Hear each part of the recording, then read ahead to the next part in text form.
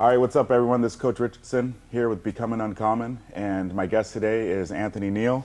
Anthony and I ran across each other right during COVID, and since that time, I've been able to watch his journey. For me personally, you know, from the athletic side of things, I just have such a great appreciation for the business side of stuff. And when he was kind of giving me his backstory about all the different career paths he's had, all the different journeys, and you know, projects he's taken on. One of the ones that I'm like probably the most enamored with is obviously, you know, being one of the owners of the Draft Sports Complex here in Corona, which I think is a beacon of, you know, really revitalization and kind of taking everything by storm. You did it. I can't wait to hear about doing it right during the pandemic. I can't wait to hear that. Great timing. But like for me, like you've really created opportunity for the youth here, like at a high quality level. No, and I appreciate that. the things that you do, you know, you don't shortcut things. You do things that, you know, you want the highest quality. You want to make sure that the athletes get the best experience.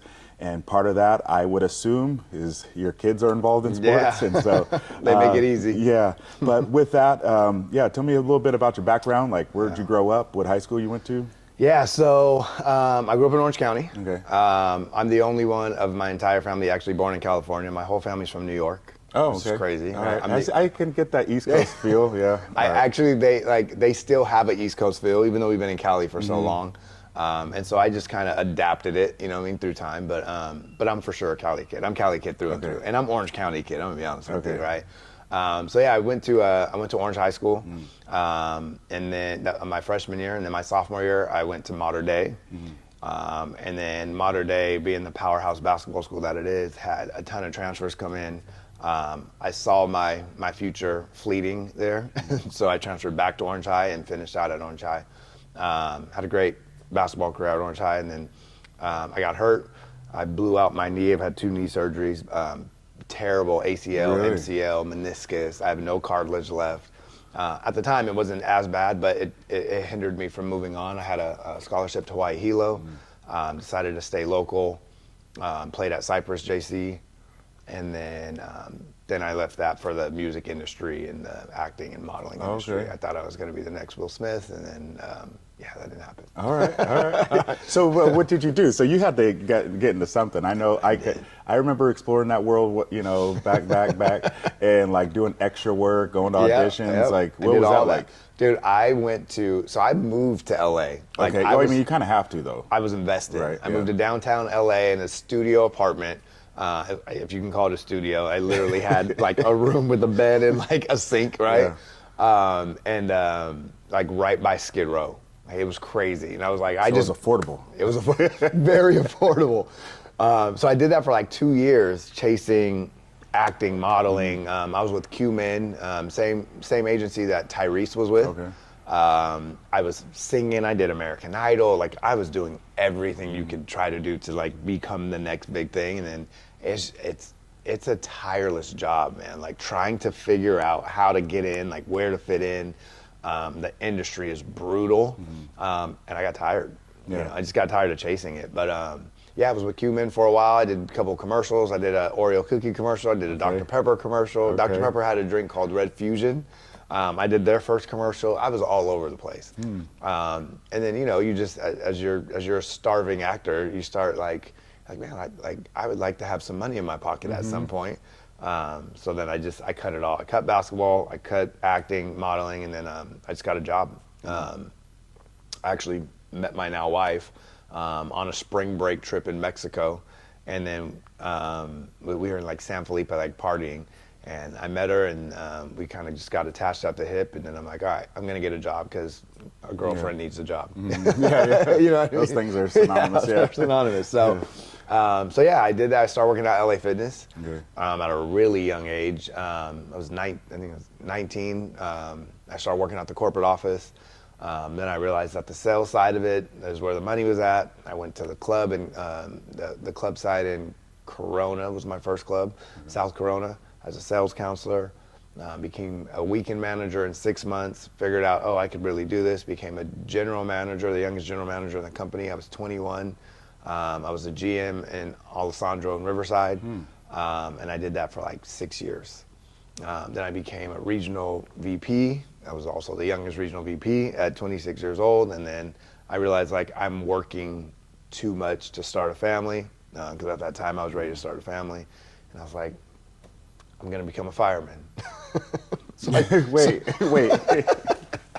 I didn't know about. Yeah, I jumped ship, man. So I left You're from LA Fitness, LA Fitness. and then I went straight into the fire academy. So Okay. I did EMT academy. I remember that. I remember you said Yeah. you were mentioning EMT background. Crazy. So I did EMT, and then I went to the fire academy right after. And I was like, man, this is a good career. I could do Yeah. this, right? And so that was 2007 to 2009 is when I was kind of chasing that. And then, so right when that happened, we hit that huge recession, right, in 2008 and 08. Yeah. And then, so they were like on a hiring freeze everywhere. So I was trying to find a job and I couldn't. And I'm like, what is going on? Like, this is crazy. I put in all the time. Then, I finally got a gig at Brea Fire. You only work 10 days a month as a fireman. And then I had a couple buddies that owned their own business. And so on my days off, I went to their office because I was constantly hustling. And then I figured out, I was like, oh, they owned a collection agency. And I'm like, oh, I could do this on my own. I could probably do it better than them. So I went down and got a business license and opened up my own office. And then that was it. From there on, I became an entrepreneur. I was like, oh, I want to own businesses. Yeah. Yeah, and that's kind of what sparked it. And then I quit fire in 2011. And I would never look back. Really? Yeah, never look back. And then I've been a serial entrepreneur since then. I just opened businesses for the past 15 years. Like, you don't hear too many people jumping ship from fire to like. Doesn't happen. No. It's like, it's one of those, like, it's such a coveted job that Yeah. once you get it, you just stay. Yeah. You know? And I jump ship. Yeah. But I think like, and that's the thing, and like I have this concept too with like becoming uncommon, and that's like the title of the podcast. Yeah. Like because a lot of people think, and it's more and more like in the framework of people's minds, that you have a plan and a journey or a career goal, and it's a straight line. That's funny. And like, I knew like you kind of had like Yeah. a couple twists and turns. I didn't know there was this many. Yeah, it was a lot, man, a lot. I mean, and that's just the beginning of it. That's just the beginning of Yeah. the journey of entrepreneurship, Yeah. right? But I thought I had a career goal. I was like, Yeah. oh, I'm gonna be, this was obviously in high school. I'm like, oh, I'm gonna play in the NBA. Every Yeah. kid thinks that when they play basketball, and I was pretty good. I was decent, like, but I could have never played in the NBA, right? So once I realized, hey, I gotta figure something else out. Like, I thought I had a path, and then, life happens, man. Like, and you constantly do this, and throughout your path. But for me, it was just like, hey, I got to do something, and I have to stay consistent doing something. And it didn't have to be a straight line. I started picking up different interests as I got older, and I was like determined to turn my interest into a career. Like, you know what I mean? Yeah. A lot of people are like, oh, I have to be this, or this because these are the options to make this amount of money. Well, I feel like now more jobs are being created than being filled, if that makes sense. Yeah, yeah. You know what I mean? Like, I think when we were younger, specifically probably like the late 90s, early 2000s, you had a career path. Yeah. Like, my parents were like, oh, you get a job at the county, you get a job or whatever. you die there. Yeah, you die there. You just, my dad's Yeah, been at yeah. the same job for 45 Yeah. years. And I'm like, man, that's rough. Yeah. Like, to digest that, and because technology's advanced so much, I feel like, you could create a job if you have enough hustle. You know what I mean? And my goal was to feel like I'd never work. I've achieved that now. No. I feel like this is not a job, right? It's like a lifelong journey that I'm on with these kids. I turned it into a career, but I don't feel like I'm working ever. Like, I really wake up and I'm like, I go to a gym every single day, right? Yeah. And there's volleyball, there's basketball, that like it's not work. Yeah. You know what I mean? But it took a while to get there, and it was definitely this. It was Yes. not a straight line. Yeah. Dang. So, okay, because that's the thing, like the entrepreneurial spirit. Because when we were growing up, so we'll say, like you said, like early 2000s, 90s, like an entrepreneur meant that you just were unemployed. Yeah. You know what I mean? Like I think back to Mike Martin, right? It's like, Tommy, you don't got a job, right? Like, like that's what it was, right? Like entrepreneur was just like this, okay, you looking still, or you're trying to figure it out. But now entrepreneurs, like, man, I mean, people throw it around just because, you know, you selling lollipops doesn't make you, I mean, I get it. Sure. And like hustling, and I think a lot of those things are misconstrued, but like an entrepreneur is like a spirit. It is. And like, where do you think you got that from? I got the entrepreneur spirit from wanting more from my surroundings. So that's actually a great question. So like me and my wife have this conversation all the time because she grew up in Riverside, I grew up in Orange County. Okay. Now my family didn't have a lot of money, but we had enough for just our family to kind of survive, right? But I was surrounded by rich kids everywhere, right? So I was in the city of Orange, on the cusp of Santa Ana. Like I really grew up in like Santa Ana. But right, like 15 minutes down the street is Villa Park and Anaheim Hills, right? And then the other way, 15, 20 minutes is Costa Mesa, Newport Beach, Irvine. And I'm like, so I'm surrounded by money, right? And as I started getting older, I started meeting more and more people that had a lot of money in my area. And I'm like, that's weird, I don't have money. Like, how do you guys have money? And then seeing what all of their parents did. Most of my friends growing up, their parents were entrepreneurs. Most of my friends that had a lot of money, right? And so I, you know, one of my best friends, his wife, who we were friends, you know, as teenagers, her mom owned a placement agency. What do you call it? Where they were a temp agency. Oh, okay. She owned a temp agency, but specifically for nurses, and she made a killing off of it. And I'm like, I didn't even know that was a career. I didn't even know that was a job. You know what I mean? Like, I didn't know people do that. Yeah. And I had another buddy whose dad owned a shipping company, and I'm just like, I thought a job was you go to a store, you clock in. Like, that's what I thought a job was back in the day. And then, they just kind of opened my eyes. So I was like, I want more. You know what I mean? I want more. And so as I started down the path, like the corporate path with LA Fitness, and then the corporate path, even the fire service is very corporate. You know, like I feel like it was not filling my entrepreneurial spirit. It just wasn't. It was steady. Right? Yeah. But for me, it was boring. You know, and so I always knew that I was going to do something else, which is why after having a career in the fire service, I was like, you know, I still got to do something else.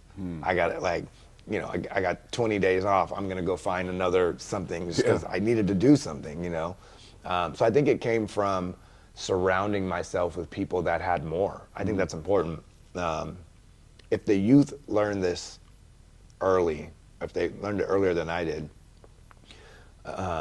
they will set themselves up for success a lot sooner. Like if you don't have 5 people in your circle, like 3 people that are doing better than you, or 2 people doing better than you, and then 2 people that are looking up to you, you're never going to continue to, you know, to move forward. I think people get comfortable in their circles, right?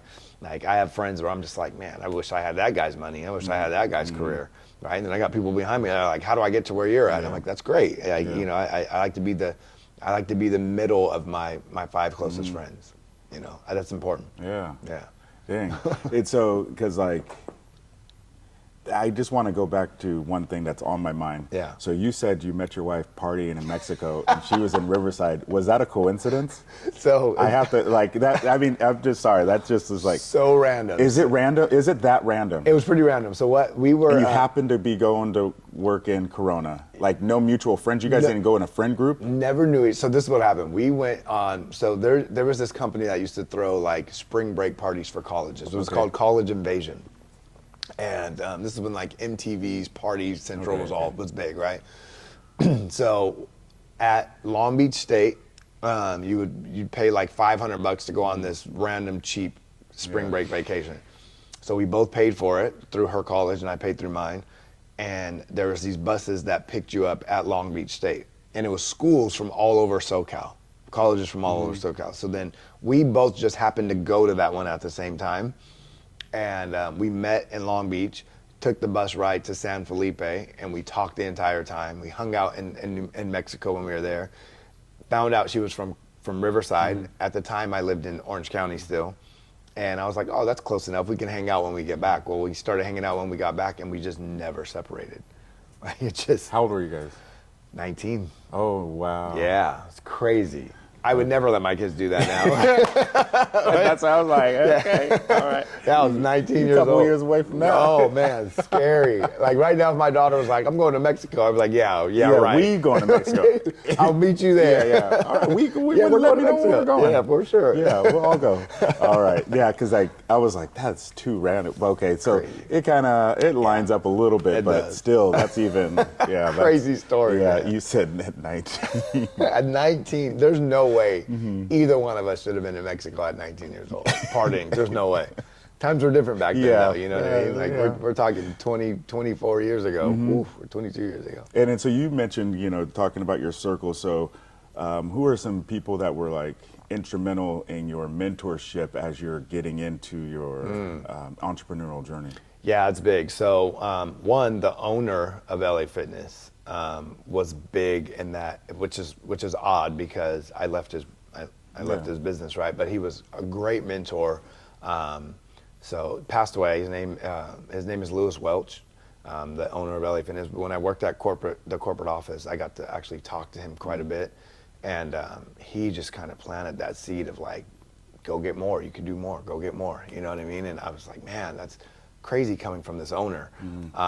But the way that they started was like very humble beginnings, and so I think he saw something in me that reminded him of himself, and so he kind of just kind of pushed that on me and was like, hey, you can do more. You should be doing more, and I did. So he was very instrumental. My dad is probably the biggest component of my drive, just because he worked so hard, so long, and sacrificed so much. I was just like, yeah, I have to. Yeah, you know what I mean? Like, I got to make something of myself. Like, I have to. And so he did a really good job of the work-life balance with family. Like, he was there. He coached for a little bit, but then he worked a lot. But he was there for everything. And my mom was a stay-at-home mom, so she held the household down, and Pops was just off to work, And so I got my work ethic from him and my drive from him. So he was huge in that process. And then just the world, honestly, like being out in LA, seeing what like a lot of kids from the inner city don't get to see. You know what I mean? Like, I saw a whole nother world where I'm like, what? Like, people live like this? You know what I mean? Like, it's wild when you're in the industry, and I use that loosely with me when in the music and the entertainment industry. I was in it enough to see it. I just didn't reach the level of success there that I thought I was going to, but I was around a lot of successful actors and rappers and singers and all of that.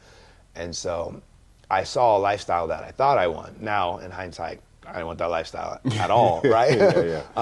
But the freedom that they had, the financial freedom that they had so early, I was so inspired,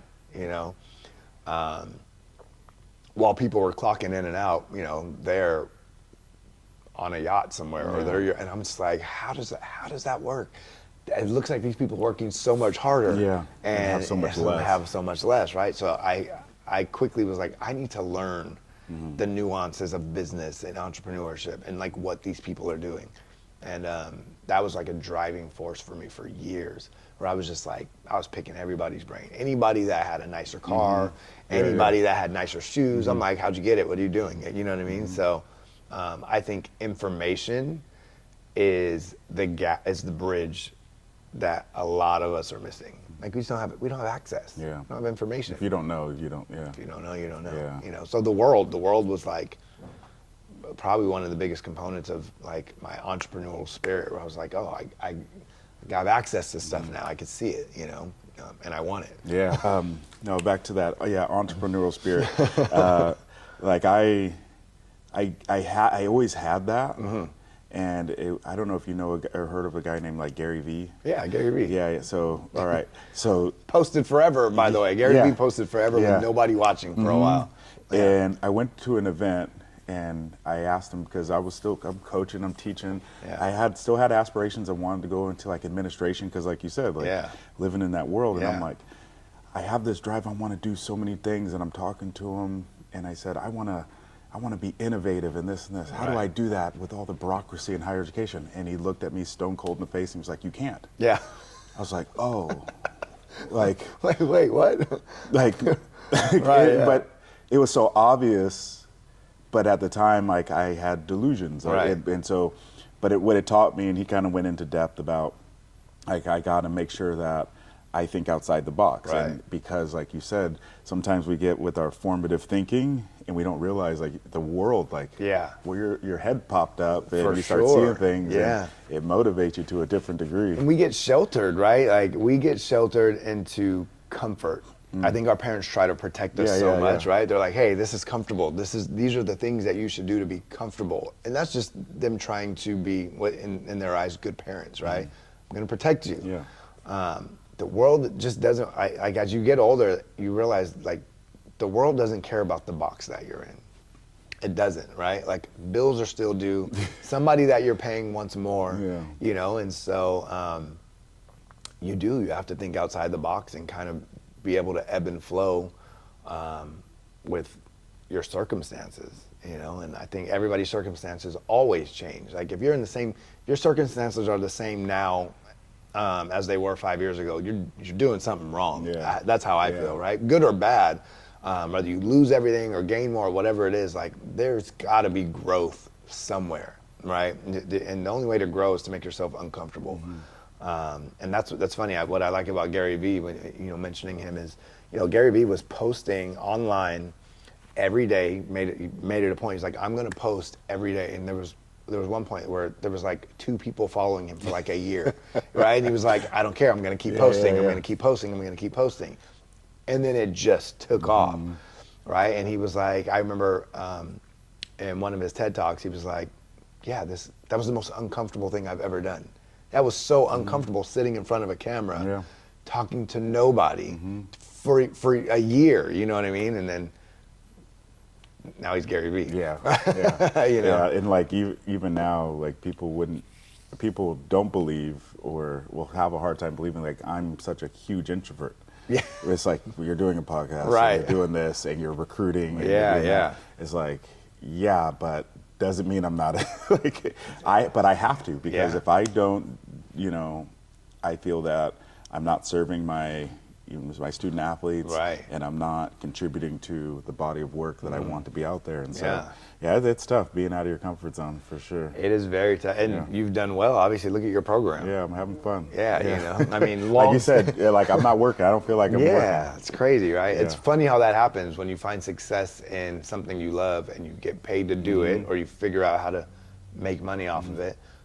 It just doesn't feel like work. You mentioned work-life balance, and like, I struggled with that early on, because I was like trying to go, and I've found solace in the way that I can do things nowadays. Like, how did you juggle that? Obviously being a serial entrepreneur, going, having, 2 young kids, especially very active. Very active. Yeah. So this is a very controversial topic. So I have a really good friend who's also a partner in my business, The Draft. His name is Chad Willerson. He just wrote a book called Fully Invested. And he believes, and I mean, the guy is very successful, that there's no such thing as work-life balance. He believes that when you're at work, you're all in. When you're at home, you're all in. And you don't let them cross, right? I do think it's easier to say that when you're worth, probably what he's worth now. Like, he's kind of he's been able to create that. But I think his message is, that's the goal. The goal is be all in at work, so you can give it 100%, so you can get 100% out of it. And then when you're done, be all in at home, and then give it 100%, so you can get 100% out of home. The balance, I would say early on, is trying to make sure that you don't lose either one of those things in your pursuit of success in both of those things. You know what I mean? That's the biggest struggle, I think, that a lot of entrepreneurs have, because you have to marry your business. You have to marry your idea, right? Well, you also married this woman or man or whatever it is, right? And you also have to get something out of that relationship, and you got to give to that relationship to get something out of it. You know, it's work for sure. So the balance is, for me, is finding a partner that shares your vision, or at least supports your vision, right? Even if they don't share it, they have to support your vision. If somebody supports your vision and they can understand the sacrifice in the short term, they'll be there for the long term, you know. And I got very fortunate with an extremely supportive wife, because I've been all over the place. You know, I have been in even in the music industry. We didn't even get to this part, but after I left the music industry, I got back into it, but I owned an independent record label after I started one of my other businesses, and I was out until 1, 2 in the morning in the studio at clubs having DJs play music for my artists, and my wife is like, at home, got the baby, you know what I mean? I'm like, and she supported it. And there's times where I'm like, hey, pack up, we got to go on the road with this group. Like, she's like, okay, like I guess we're going on the road, and you know, and so extremely supportive. So I got fortunate with the work-life balance because my wife was supportive of my dream, and all of them, because I've had a lot of them, right? It's key. It's key, because if you don't have somebody that's supportive, you're going to something's going to sacrifice. You're going to sacrifice time at home or time in your business, which is lack of success for both. But there's no perfect formula for a work-life balance. You know what I mean? You figure out what your tolerance is, and what your partner's tolerance is, and what your business's tolerance is with your time. And then you figure out like how close to that tolerance you can get. You know. Well, what it sounds like is like, you know, making sure that you're creating perspective, but then there's also that level of communication and trust, right? Yes, for like, sure. There's buy-in. It sounds like. Yeah, a ton of buy-in. Yeah, and if you know, like, even if you have something steady that you've been doing for years and years and years, like, in order to do it at a high level and be successful at it, like, you sacrifice other things, you know, and it's typically time. And so the perspective is, like, my wife wants to see the success of our business. So she was like, oh yeah, listen, if I have to have you 2 less hours a day at home in order for us to have this in the future, I'm on board. You know what I mean? Now it took a while to sell that to her, right?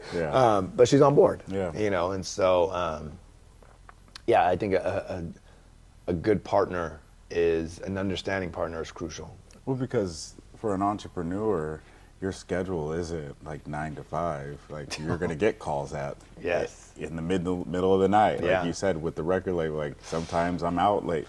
Nightmare. And I don't recommend it.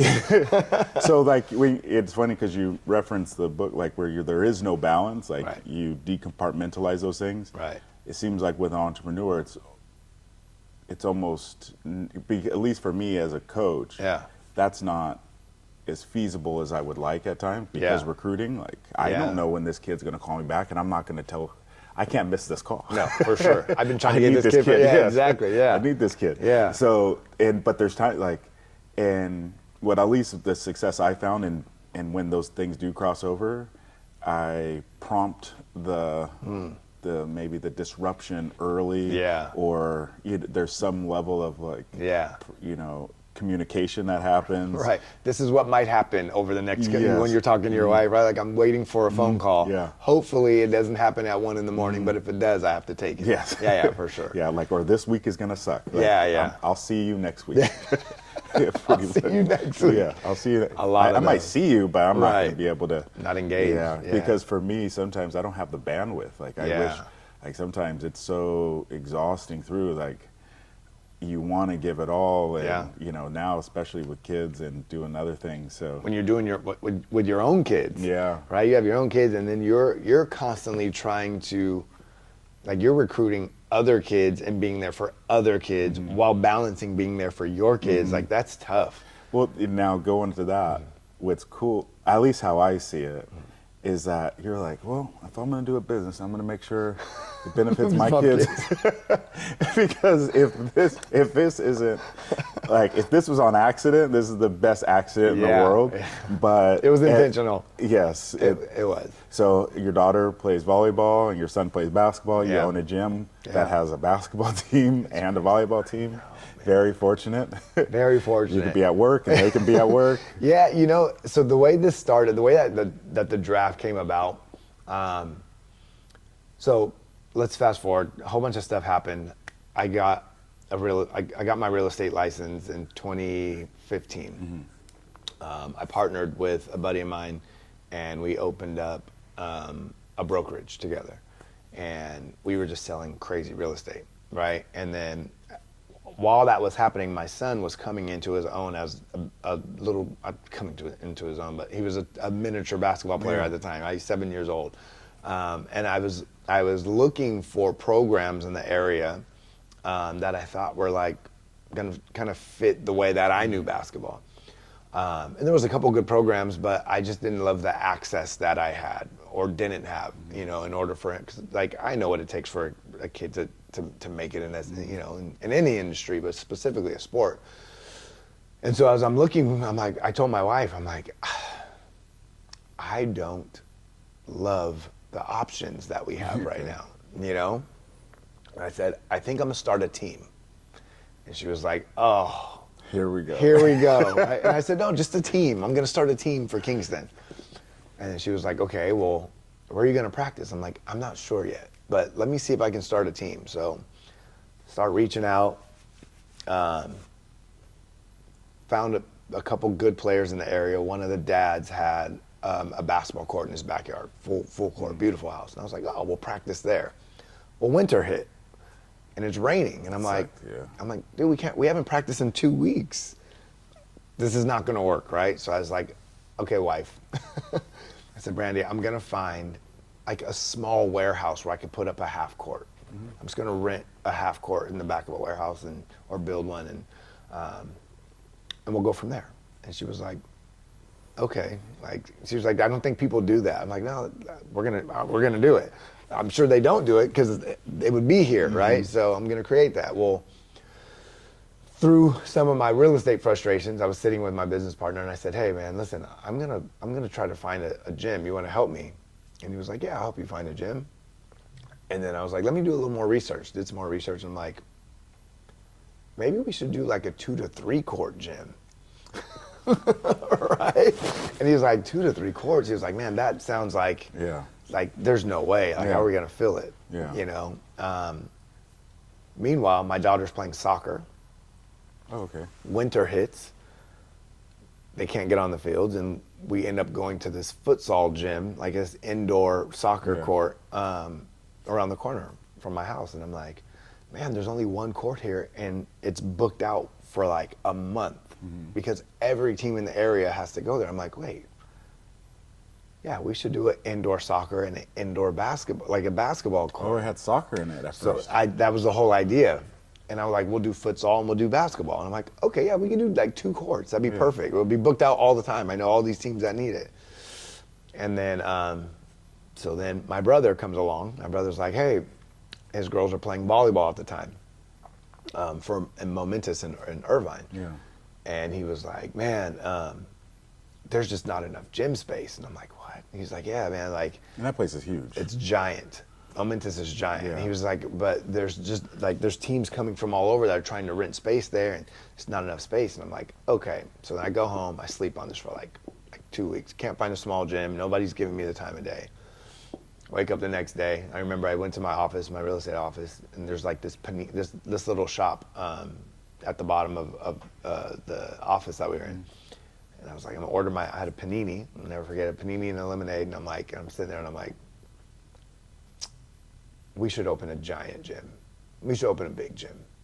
I think we could fill it with basketball, volleyball, and futsal. My partner's like, you're crazy. I'm like, let's just look and see if something's available. So we started doing research and we were like, yeah, we're gonna open a big gym. And then just like that, we found a private owner that was like, yeah, I have 75,000 square feet that I'm not using. And we were like, we'll take it. And it was a lot bigger than we anticipated. So we were like, we have to get to work. And we did it right before COVID. We opened up in... So that year that it was, all right, we're going to get a big gym, what year was that? That was in 2018. Okay. That was in 2018. That was in the winter of 2018. 2019, we opened in August of 2019. I remember that. Yeah. 3 courts. We couldn't even fill the facility yet. I was like, man, this is crazy. We can't put 65,000 square feet of flooring down. Like, I don't even know if we're gonna have teams. You know what I mean? I don't know. Like, who's gonna rent here now? The idea was great. Now we have to execute, right? And yeah, we opened in 2019 in August. We ended up having basketball tryouts, and we had 26 teams, just like that. And I was like, oh, okay, if you build it, they will come, right? So then we finished out building out the facility in December, and then we started volleyball that year as well. And volleyball started in October, and then lo and behold, February 2020. Yeah, the first cough. The first cough. The cough heard around the world, right? And I was like, man, that is weird. We were actually in Colorado with one of our teams, and they see all over the news, like, global shutdown, and we're like, global shutdown? This is Colorado, and it was February. We were playing in a volleyball tournament, and we saw on the news while we were sitting out at lunch with our team, and it was like,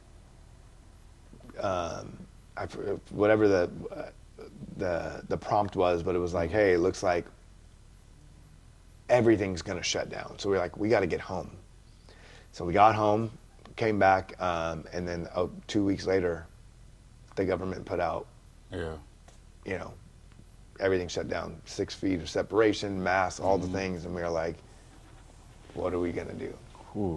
Because we just got into a 7-year lease. Right? But the hardest part, I bet, was there was no idea when it was gonna end. Yeah. Like, there was no end in sight. Like, no one there was no like, all right, we're gonna ride this out for a year or 6 months. They were like, this is normal now. This is the new norm, right? And for us, that wasn't gonna work here. You can't play sports with 6 feet of separation, right? Like, it doesn't work. Not basketball, not volleyball, definitely not futsal. So we were in panic mode a little bit, and then we were really fortunate to have the community kind of rally behind us because they loved what we built, and they were like, whatever necessary, tell us. We will, like, however you need to kind of retrofit the business to fit the new normal, like, we're on board, we're not going anywhere. So that was really fortunate. We had a rough year and a half. It was really rough. It took a lot out of us to keep the business afloat because the landlord still wanted his rent, and even though the government was like, oh, you get, they were like, no, we need to pay our That's for them. That's not for you. Exactly. So so we struggled for about a year and a half, and that took a toll on me and my partners because financially, like, we had to float it with our own money for a year and a half, and it's not cheap. No. I mean, it stretched us for sure. And then as soon as everything was lifted, the whole community came back times 10. Yeah. You know, so we went from being like this new gym in Corona to becoming the hub. Like, Oh yeah, for you know, sure. we're a staple in the Yeah. community now.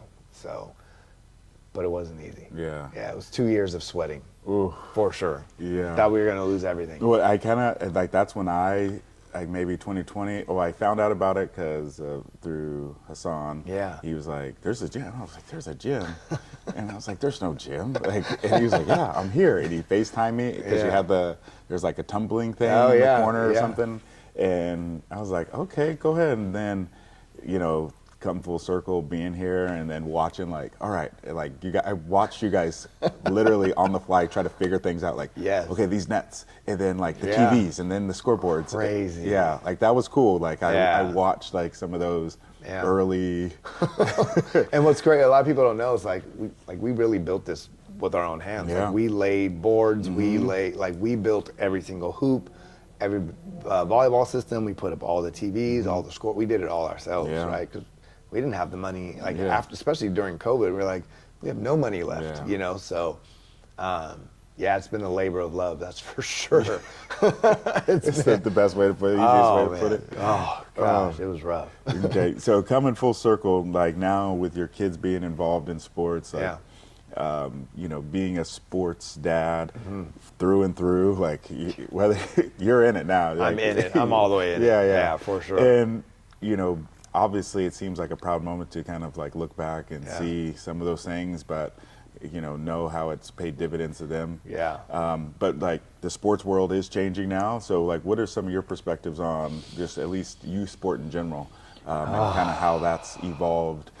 We won't go all the way back to our day, but just even the last 5-10 years, it's changed so a much. lot. Yeah, it's changed a lot. So I actually think COVID was the pivotal moment for youth sports into college, right? From high school to college, even AAU.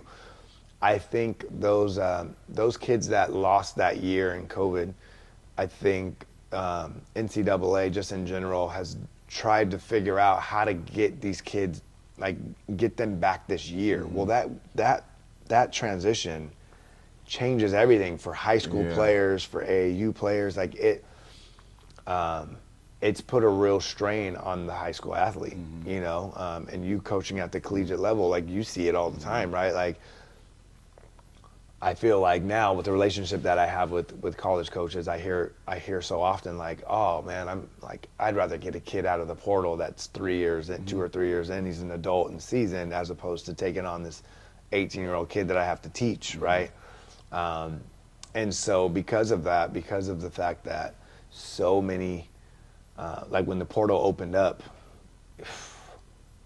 I feel like it devastated college sports. Personally, Yeah. right? Oh, yeah. I just feel like it devastated the traditional progression that we all knew and loved, right? And were accustomed to. Now, there's probably some merit to why the portal makes sense, and I get it, right? I do believe that kids should have the ability to leave their school if the school's not treating, like everything's not a perfect situation, right? I do believe that colleges, because coaches, their jobs are predicated on their wins and losses, right?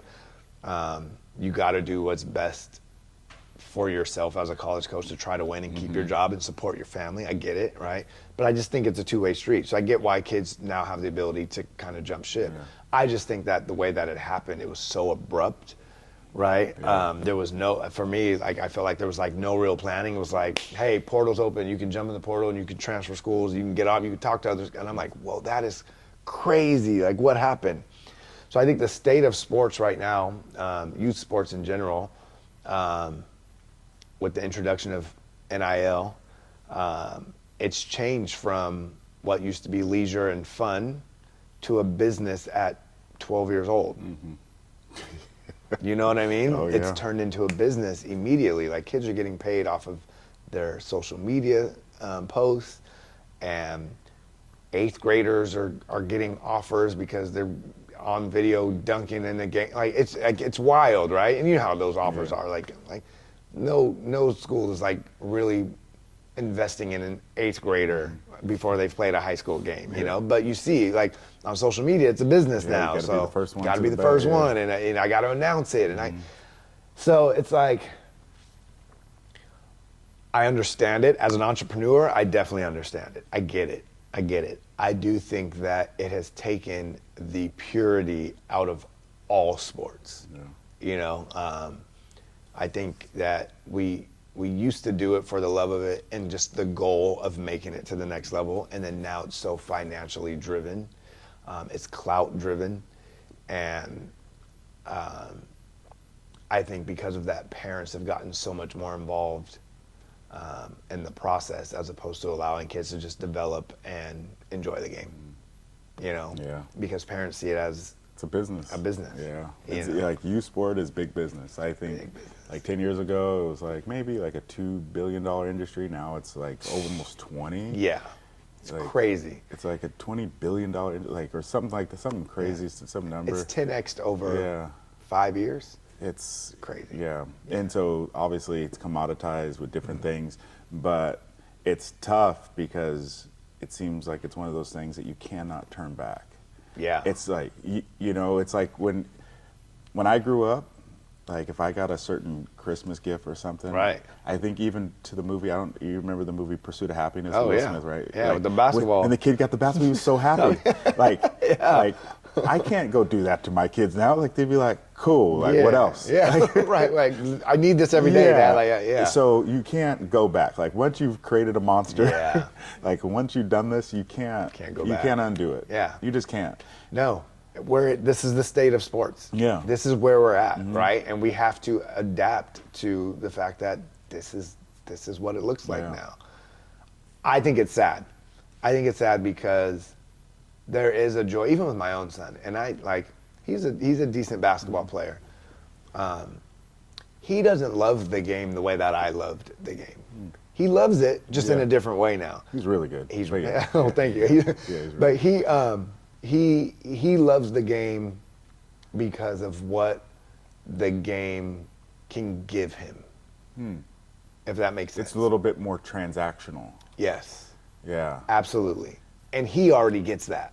But it's tough because like especially obviously we didn't mention this, you coach at Centennial, right? One of the most successful basketball programs in the country, you know, at least like for a long time. For sure. And so he's seen those guys. He's seen these people walk through the gym. Yeah. It's tough to, like you said, you can't undo things. No. Like once he's seen behind the veil, he was like, yo, like what's that? Like, yes, for sure. You can't unsee those things. He saw it he's seen it firsthand for years. Yeah. Right? And so I'm trying to instill a little bit of the purity of the game by still playing with him. Like I have nothing to gain from this. I'm not getting any money for playing. You giving you buckets? He gives me buckets. Oh man! At times. Okay. At times. You got to go bully ball, wrong? When I go bully ball, he gets so mad. He's like, "That's so dumb. All you do is back me down." I'm like, well, yeah, you're small. So. Okay, good. Learn the game. Just so you understand. Yeah. So, but yeah, I try to keep the game pure with him. By doing that stuff, I play with him all the time. I train him, I train with him, I do as much as possible. But the reality is, like, he's not blind. He sees what these guys are getting from this, right? And so he wants it. He's like, man, I would love to get a deal. I would love, and I'm like, yeah, that's great, but like, don't worry about what you're gonna extract from it. Like, just be in it. You know what I mean? And it's hard to paint that picture for kids now because they see all of the glitz and glam from it, and he sees it firsthand. Like he's like in front of his face. It's so funny. Quick story: both my daughter and my son. This is the kind of circle that we created, which is kind of wild. They were telling my grandparent or their grandparents, my in-laws. They were like, "So what do you guys want to do? Like, what's the plan for college?" And this was a couple of years ago. They were like, "Oh, we're gonna go to college and play our sports, and we're just going to get a scholarship." And they're like, people don't just get scholarships. And they're like, yeah, they do. Everybody we know gets scholarships. Right? They're like, you guys are crazy. Like, I don't know anybody that doesn't have a scholarship. I don't know. Yeah, for real. Like, they're like, it's everybody I know got a scholarship. And it's so funny because like they're a product of their environment, right? And so they believe that, no, they're just going to play their sport. They train so much that like there's not an option to not go get a scholarship. Like it's just what we all do, you know? And it kind of puts some things into perspective for me, like, wow, like I've changed their circle, because my circle wasn't that growing up, you know? And lo and behold, my daughter just got a scholarship for volleyball, which is awesome. Thank you. Yeah. And so I'm just like, yeah, I mean, you know, it's almost that manifestation. Like if you're around it and you do it and you see it, like it's probably going to happen if you stay on the right path, right? And so I feel like that is the state and the nature of youth sports right now, is what they see. Like these kids are making it happen. Like they're doing what they see, you know? It's just, for me, it's just unfortunate because it's very transactional. It's just not here anymore. Yeah. So. That's the old head in us. Yeah, that is the old head. Oh my God, I'm such an old head now. But it's in like, even as coaches and as leaders, and we have to adapt to like the way we coach, the way I coach now is not how I coached 10 years ago. And I just can't do that. And just because the stakes are higher, the situations are different, and the athletes are different. Yeah, their expectations are different, right? Yes. And the family's expectations are different of the coach, which is crazy. Yeah. Right? No, you can't. You can't recruit the same. You can't coach the same. You can't communicate the same. But the faster that coaches learn that, the better off their programs are going to be. Oh yeah. You know, and I think that is a struggle with a lot of old school coaches.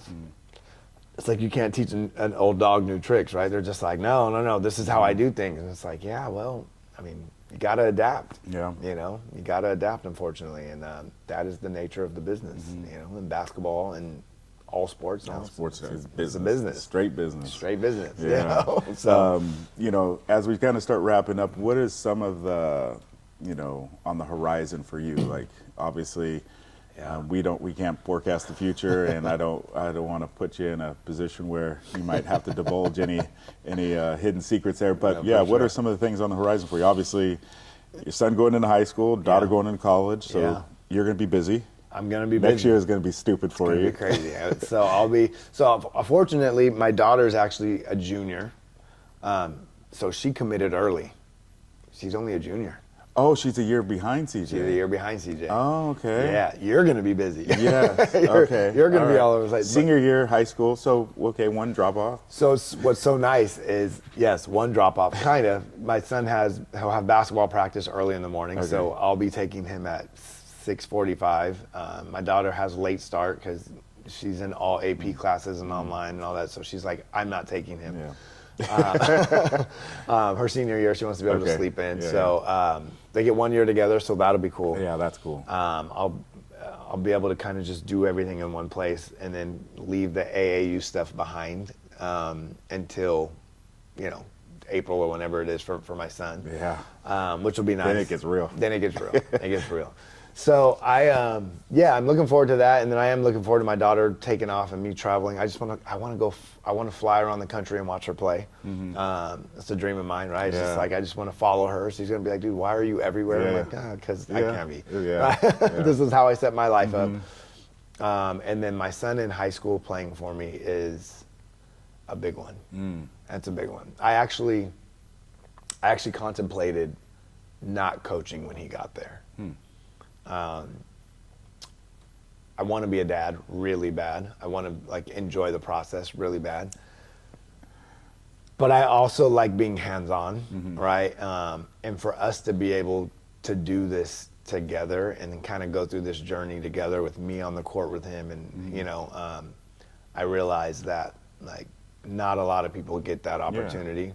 And I've poured so much into other people's kids in this situation that, like, why would I deprive my kids of that same benefit, right? And so he probably won't see it as a benefit right now, but I know it is. So I'm gonna stay. I look forward to That's awesome. to coaching him. And being on the floor with them and traveling with them, and Yeah. God willing, he gets some offers, and goes to college, and yeah, it'll be a fun 4 years. Yeah. But business wise, yeah, I've got a lot of stuff going on right now. Okay. A lot of investing. My goal is once my son graduates and my daughter's done, like she'll be a senior when he's a freshman in college. We'll get 1 year of trying to figure out how the heck to get all over the country. That's going to be impossible. Yeah. It's going to be impossible with their schedules. Luckily, their sports are different seasons. Yeah, that's true. So volleyball. Kinda. Well, yeah, once volleyball ends, basketball's picking up, right? Yes. Like So- right now, that's the championships. Yes. I think, So volleyball playoffs start, basketball early, beginning of the season Okay. starts. So yeah, a little overlap, but for the most part, I'll be able to do both. And then I feel like after that, I'm gonna be done. I'm gonna try to retire after they're done, and I just want to travel. Yeah. And liquidate my investments and just hang out, and like that's the goal. And then allow my kids to take care of me later. Yeah. All right. Your turn. Your turn. Yeah. I did my job, right? Yeah. So I mean that's the goal. But until then, I have my hands in all kinds of stuff. I can't stop. Yeah. I have a problem. I have a problem. Man. Yeah. Like I love investing. I love entrepreneurship. I love new adventures. I love a little risk. I have a high risk tolerance.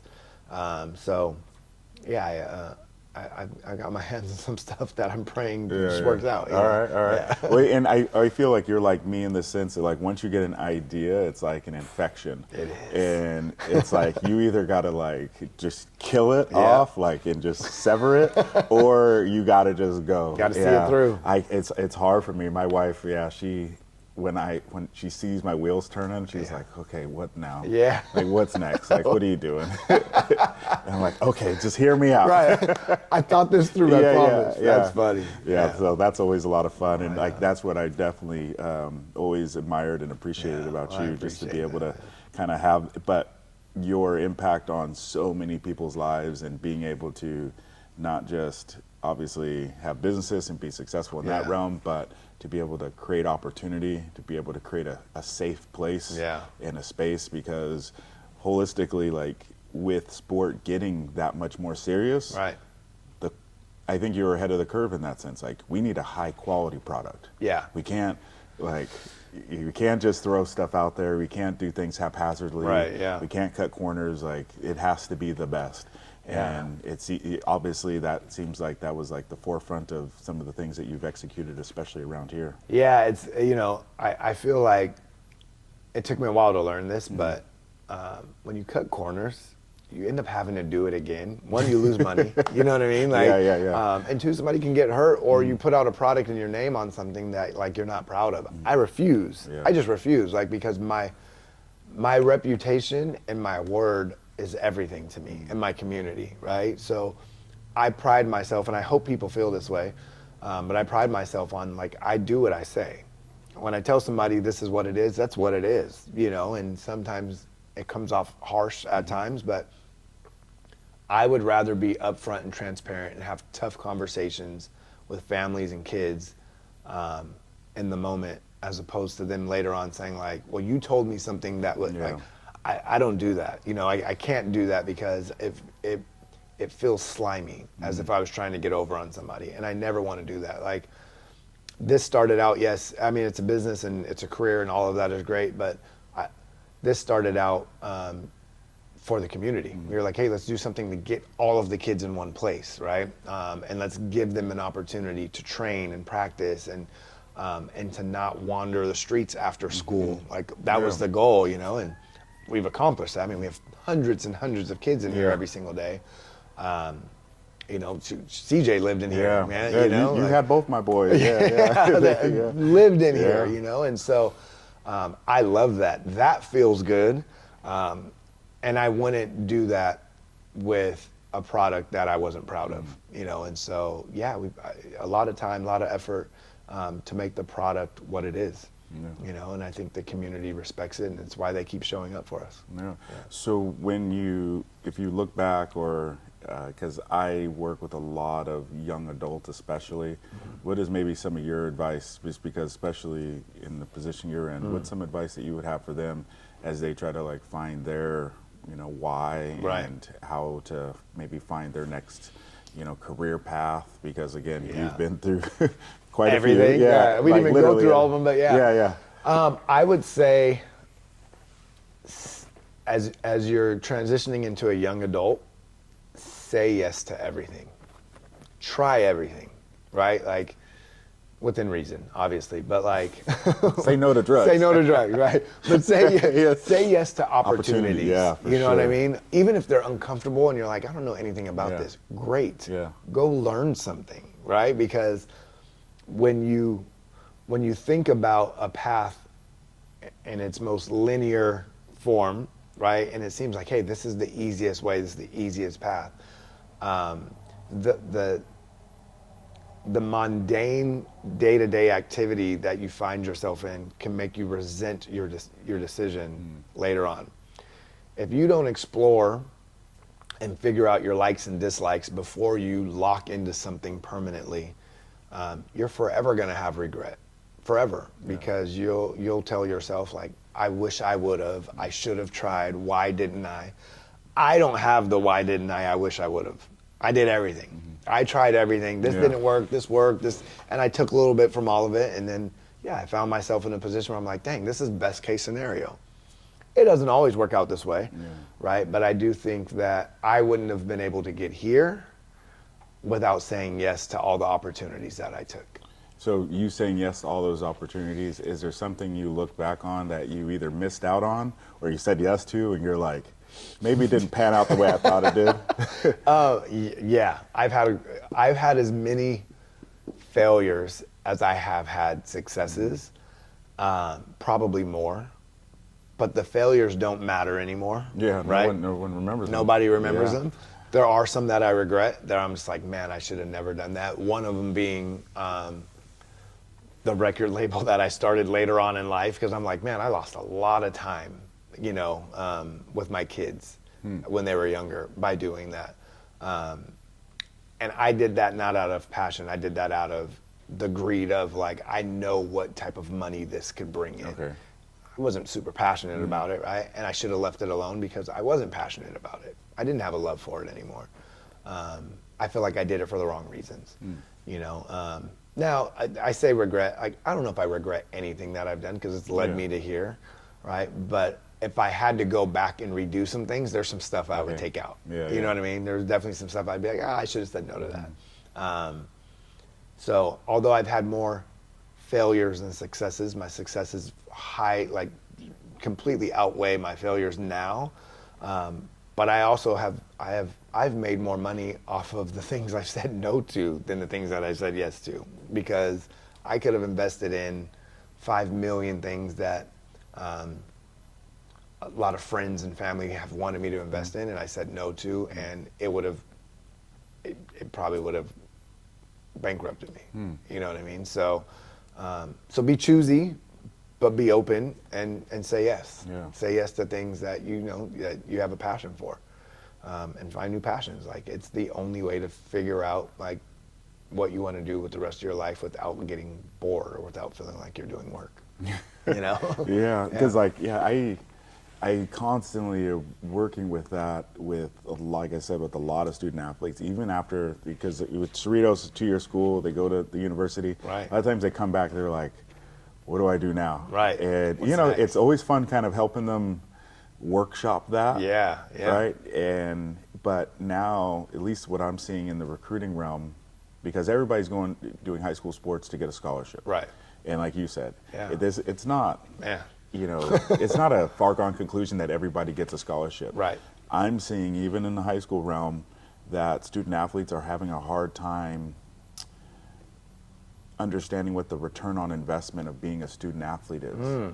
And from a student athlete perspective, like in your past, having worked with hundreds and thousands now student athletes, what would you say in this, we'll just think in like the high school realm, what do you feel the current return on investment outside of scholarship or NIL, all those things, just like bare grassroots, what do you think some of the return on investment is?